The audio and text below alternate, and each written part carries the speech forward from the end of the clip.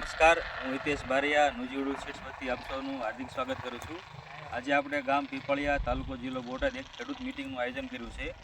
નુજીવડુ વેરાયટીની સીરી variety ઉપર કર્યું છે. એમાં આપણે ખેડૂત પાસેથી એને કેવો અનુભવ થયો એનો અભિપ્રાય લઈશું. નમસ્કાર કાકા, તમારું આખું નામ જણાવજો ને.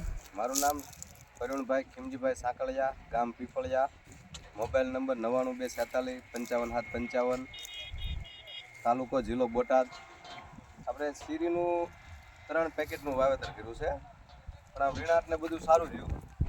પછી કે આપણે પહેલાં 15-16 મણ 17 મણ જેવો વીણાઈ ગયો છે, અને હવે એવો 14 મણ થાય કે 12-13 મણ એવો વીણાય છે. આશરે એવો 27-28 મણનો ઉતારો લઈ લી છે, અને સારી છે. આમ પાકની વેરાયટી આમ સારી પાકે છે, જીવાત બીવાત ઓછી લાગે છે. આમ ખેડૂત માટે વાવેતરમાં સારું છે. રૂની ક્વોલિટી કેવી લાગી? રૂની ક્વોલિટી સારી છે. જો ને આમ 4-5 અત્યારે આ પોઝિશનમાં કપા સારો કહેવાય. થોડું આગળ દેખાડજો ને, આપણે જે ખેડૂત મિત્રો બધા આવ્યા છે ને આપણે થોડું આ બધા કપા અંદરથી વિડીયો લઈ લેજો.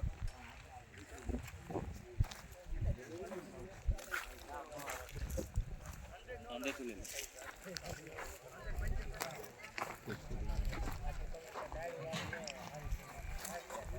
તમે જોઈ શકો છો કે દરેક છોડે એટલા કાલા સરસ લાગી ગયા છે. વાવેતર તારીખ કઈ છે આપણે? વાવેતર તારીખ આપણે છે 28/5/2025. બરોબર. અને આજે છે તારીખ 18/3/2026.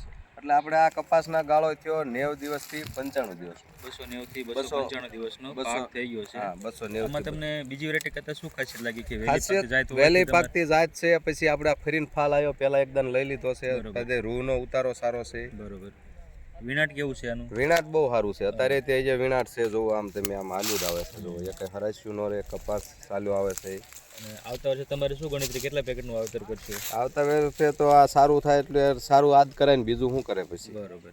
બીજા ખેડૂત માટે તમારે બીજા ખેડૂત માટે ભલામણ છે કે આ થોડું બધા આમ વાવેતર સારું કરો, વાવેતર. ખૂબ ખૂબ આભાર.